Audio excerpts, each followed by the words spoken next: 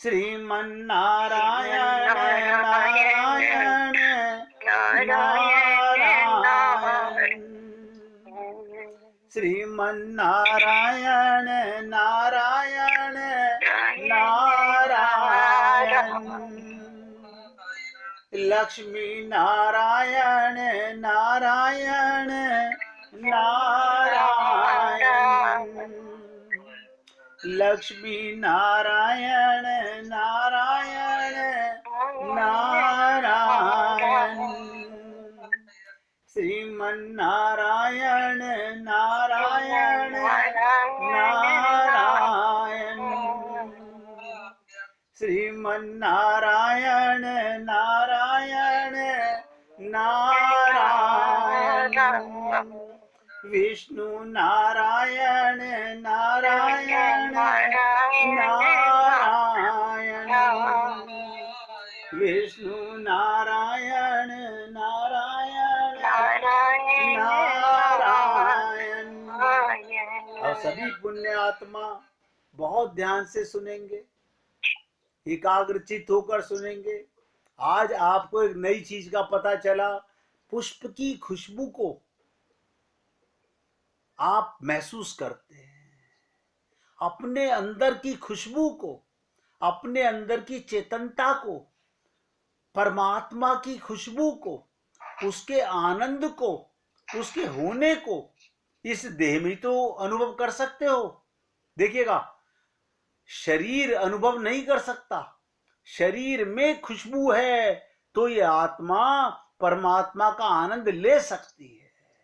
इसीलिए सीतारामाचार्य जी ने कहा, न जाने इस एक छंद के कितनी व्याख्या है। उन्होंने कहा इस देह में हरि मिलत है, इस देह में ही उसकी खुशबू ली जा सकती है। यही देह है, हम उसके आनंद से भर सकते हैं, उसके आनंद को पा सकते हैं, फील कर सकते हैं, अनुभव कर सकते हैं। लेकिन हम लोग अपने को शरीर मानकर संसार को अनुभव करते हैं, अपने आत्मा होने का अनुभव नहीं होता, परमात्मा के अंश होने का अनुभव नहीं होता। ये क्या कारण है? हमें बचपन से किसी ने बताया नहीं, इसलिए कोई बात नहीं।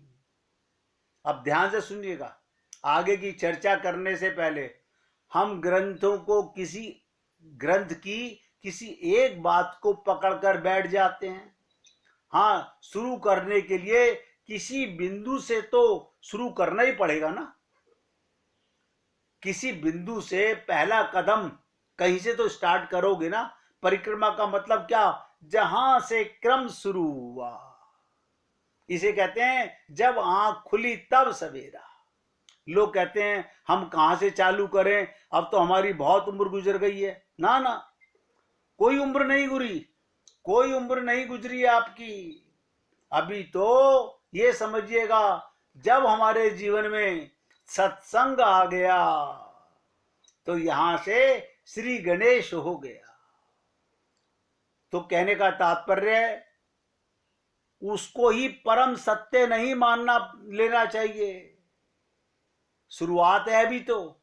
उदाहरण के लिए हम वर्तमान समय को, अभी कहते हैं ना लोग, कलयुग चल रहा है। इसे क्या बोलते हैं? कलयुग।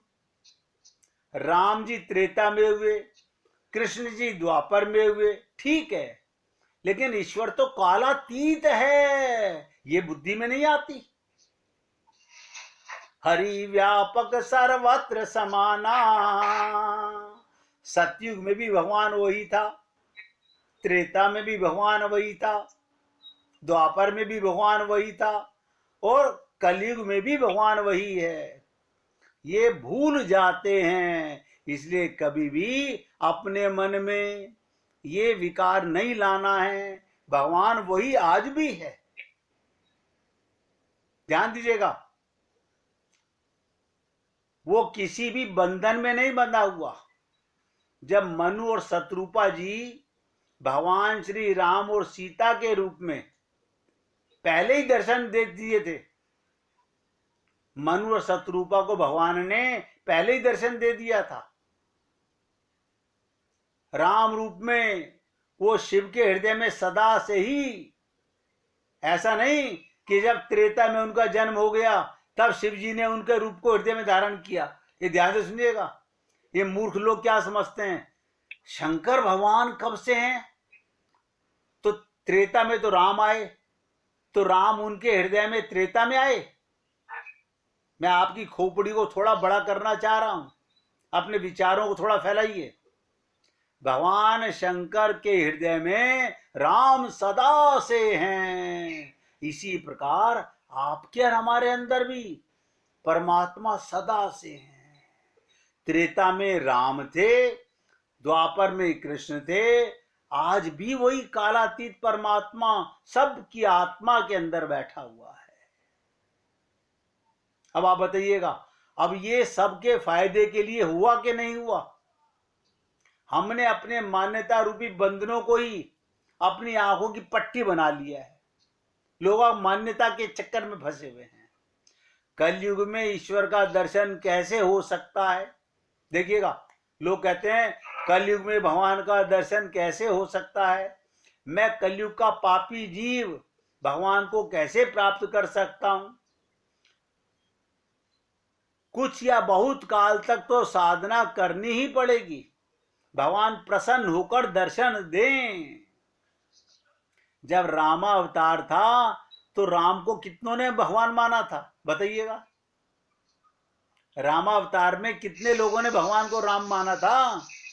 जब कृष्ण अवतार था तो कितनों ने कृष्ण को भगवान माना था? तो कलयुग केवल नाम आधारा, सुमिर सुमिर नर उतर ही पारा। आप जब भगवान के साथ उसको चिंतन करोगे, साधना करोगे, तो भगवान आपको दर्शन देने लगेंगे। इन सब बातों का भगवान से कोई लेना देना नहीं, हमने ही उन्हें रोक रखा है। याद ध्यान से सुनिएगा, हमें भगवान अब तक क्यों नहीं नजर आए? आपने करना नहीं चाहा, आपकी चाहत में कमी है। किसी गुरु को मत दोष दीजिए, अपनी कमी को पहचानिए। क्या कारण है कि मुझे परमात्मा मेरे साथ है? सारे वेद शास्त्र कह रहे हैं, सारे संत महात्मा कह रहे हैं कि नित्य प्राप्त परमात्मा की प्राप्ति का अनुभव क्यों नहीं हो पा रहा? इसका कारण क्या है? अभी हमारा मन एकाग्र नहीं है, मन चलाए मान है। मैं आप लोगों से निवेदन कर रहा हूं, हमने ही भगवान को रोका भी क्या? बता दूं अपने शब्दों में, हम अपनी आंखों पर बंदी पट्टी हटाना नहीं चाहते, पाना चाहते हैं राम रस, और आंखों पर ममता मोह आसक्ति की पट्टी नहीं हटाना चाहते। हम स्वयं ये खेल खत्म करना ही नहीं चाहते। हम अपने परमात्मा को अपने से दूर किए हुए हैं, उस दूरी को मिटाना नहीं चाहते। हमें अपनी मान्यताओं की पकड़ ढीली करनी होगी। लोग मान बैठे हैं कि कलयुग में भगवान कहां मिलने वाले हैं। मीरा को कौन से युग में मिले? सूरदास को कौन से युग में मिले? तुलसीदास को कौन से युग में मिले? आप बताइए, नानक जी को कौन से युग में मिले? कहां गए हमारी सोच? लोग कहते हैं कलयुग में भगवान कहां रहते हैं। तो धीरे धीरे ये पकड़ ढीली होगी। उस सर्व समर्थ प्रभु के लिए कुछ कठिन नहीं। भगवान को दर्शन देने में कठिनता नहीं है। फिर कठिनता क्या है? हमारा एकाग्रता में कमी है, हमारी चाहत में कमी है। देखिएगा, आईएएस की तैयारी करते हैं बच्चे, मम्मी पापा, बेटा खाना खा, मम्मी आपको कहा था ना डिस्टर्ब मत करो, खाना रखा हुआ है, उसका ध्यान अपनी पढ़ाई में है, उसका चिंतन अपनी पढ़ाई में है। कभी आप भगवान को पाने के लिए इतना चिंतन किया? कभी हम इतने एकाग्र हुए? आप खुद अपने आप से अंदाजे लगा लीजिए, कभी आपने अपने शरीर को भुलाया हो भगवान की भक्ति में? जो आप नहीं हो शरीर, उसको तो आप याद रखते हो, और जो आत्मा हो उसे भुलाए रहते हो, तो परमात्मा किसको मिले? मैं आप सबसे पूछ रहा हूं, परमात्मा किसको मिले? इस देह में मिलत हैं, देह को नहीं मिलते। आत्मा को परमात्मा मिलते हैं इस देह में।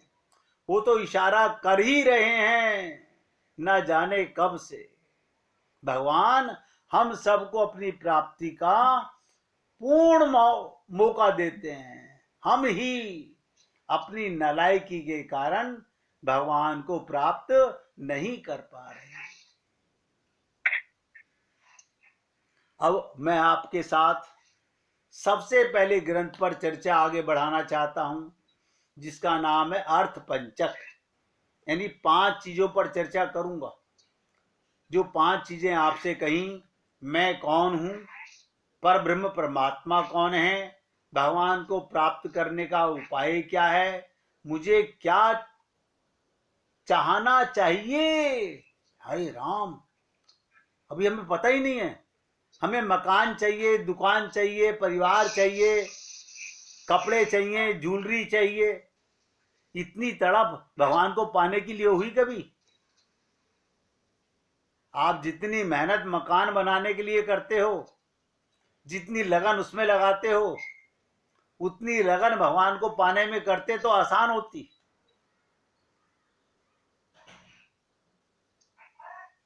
अब ध्यान से सुनेंगे। अब मैं श्री गणेश कर रहा हूं इस चर्चा का। अनादिकाल से इस जन्म मरण रूपी संसार में पड़े हुए जीव को आप हम लोग पुनरपि जननम पुनरपि मरणम,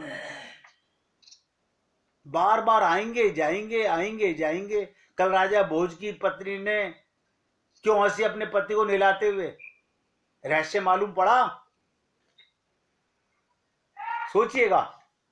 आप और हम लोग भी जिनके साथ रहते हैं, उनके साथ न जाने कौन सा संबंध है। ये आज के संबंधी नहीं है, न जाने अनंत जन्मों के कौन कौन से संबंध लेके बैठे हुए हो। तो अनादिकाल से जी उनको सारा ज्ञान था, अगला पिछला सब ज्ञाता, हम लोगों को नहीं होता ये। हाँ, क्यों नहीं होता? उसका कारण सोचिएगा, क्यों नहीं होता? क्योंकि अब तक भगवान से प्रेम नहीं हो सका। भगवान किस लिए याद कराया पूरा आपको बातें? जब आपको आत्मज्ञान नहीं, जिसके नाम से भारतवर्ष है, राजा भरत जो थे वो एक हिरणी की ममता में फंस गए। अगले जन्म में हिरण की योनि में आना पड़ा, लेकिन उनको पूर्व जन्म की याद थी। पाना चाहते थे। अभी हम लोग बैलेंस करने में लगे हुए हैं। और ऐसा नहीं है। आप बताइए, आपको क्यों नहीं याद है? मुझे बताइए। आपके साथ में परमात्मा आया, परमात्मा रह रहा है, 24 घंटे रह रहा है। मिले हुए परमात्मा से मिलना कितना कठिन हो रहा है। हमें उसकी याद क्यों नहीं आती, जिसने कभी हमें नहीं छोड़ा और जिसने कभी हमारा संग नहीं दिया, साथ नहीं दिया। हम उनको याद करते हैं। ये कारण है। हमने माया का चश्मा, जो मैंने कहा था 3 तत्वों का चश्मा, माया के 3 रंगों का चश्मा अपनी आंख पर चढ़ा रखा है। आप सोचिएगा। अब आपने प्रश्न किया तो बोल रहा हूं कि हमने आत्मा सुन तो लिया, एहसास कब किया? अगर आत्मा हो तो किसी के कहने की बुराई नहीं है, किसी का हम बुरा नहीं मानेंगे। आत्मा को क्या बुरा लगना है? महात्मा बुद्ध को उसकी पत्नी ने कितना बुरा कहा, उसे एक शब्द बुरा नहीं लगा। आप और हम लोग 1 मिनट में आग बबूला हो जाते हैं। क्यों? हम अपने को भूल जाते हैं। इसलिए अगर आपको जिस दिन आत्मज्ञान होगा, अब आपको गहरी बात बता रहा हूं, आपको वो लोग भी नजर आने लगेंगे। वो लोग भी नजर आने लगेंगे। मैं कौन था, कहां था, कैसे आया, क्या क्या किया, लेकिन उसके लिए तीव्र दृष्टि, दिव्य दृष्टि वो कहां से आए? अभी तो माया का चश्मा चढ़ा हुआ है, बहुत दूर की बातें हैं। अब बताइए, बहुत से भक्त कहते हैं आप एक ही बात रोज बताते हो, आप रोज एक ही राम राम राम राम करते हो, आपका पेट नहीं भरता? राम मिल गए? आप रोज एक ही खाना खाते हो, आपका पेट नहीं भरता? और आप रोज एक ही पानी पीते हो, आपका पेट नहीं भरता? रोज परमात्मा आपके साथ रहता है, उससे मिलने का मन नहीं करता? सोचिए इन बातों को। अनादिकाल से हम इस जन्म मरण संसार में पड़े हुए हैं, और जीव को तत्व ज्ञान से, अर्थ पंचक का पहला श्लोक है ये, पहला श्लोक है, तत्व ज्ञान से उज्जीवन होने के समय में 5 पदार्थों का ज्ञान अवश्य होना चाहिए।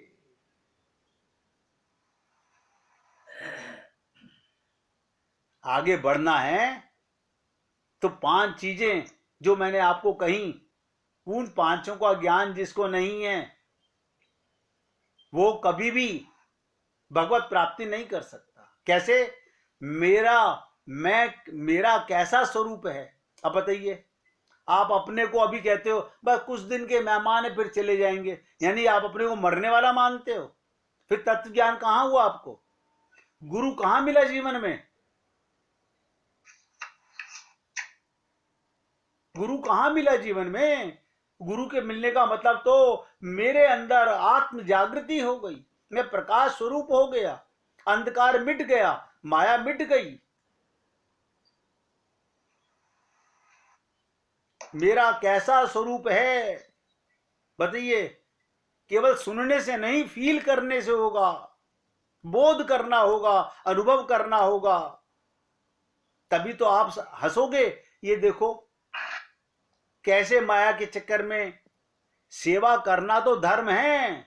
अब बता देता हूं आपको, लोग कहते हैं अर्जुन ने हत्या की, जिसने अपनी आंख से देखा वो क्या कहेगा? उसने हत्या की। अर्जुन से पूछा तूने क्या किया? बोले मैंने तो कुछ भी नहीं किया। अब आप बताइए, उस समय का जज कौन था? परमात्मा। परमात्मा उसको पाप नहीं दे रहे, क्यों? उसका मन भगवान में था। कार्य किसका कर रहे थे? वो मार संसार में रहे थे, भगवान के निमित्त होके कर्म कर रहे थे।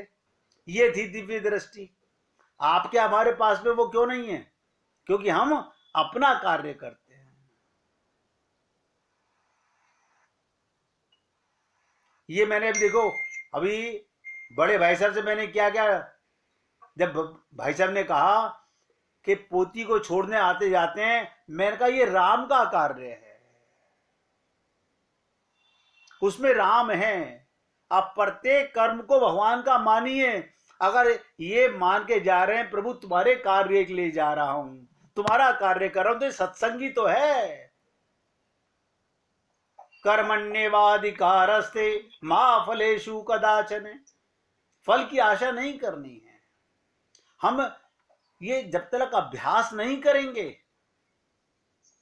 कभी ये सोचो सुबह उठते ही कि हे गोविंद तूने आज मुझे फिर जगा लिया, आज का क्या हुक्म है तेरा? बताइए, हम उठते ही दुकान पे जाना है, जल्दी लंच बना लो, जल्दी तैयारी कर लो, ब्रेकफास्ट की तैयारी कर लो।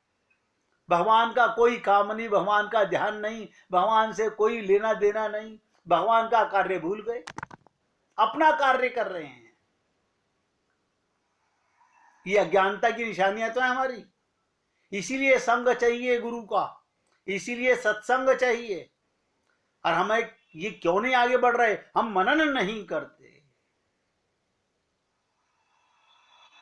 किसी ने मेरे से पूछा क्या हमें उपवास नहीं करना चाहिए? मैंने कहा 100% करना चाहिए। ध्यान से सुनिएगा, किसी ने हमसे पूछा क्या हमें उपवास नहीं करना चाहिए? मैंने कहा 100% करना चाहिए। बोले 100% कैसे होता है? मैंने कहा बहुत अच्छी बात है, आपने इतनी बात तो पूछी। 100% कैसे होता है? अगर आपने 99% किया तो 1% पाप किया ना, 98% किया तो 2% पाप किया। मैंने कहा उप माने क्या होता है? करीब, करीब, और बास माने रहना। आप जिसका उपवास कर रहे हो उसके सुबह से शाम तक ध्यान में रहना, उसके कार्य में रहना।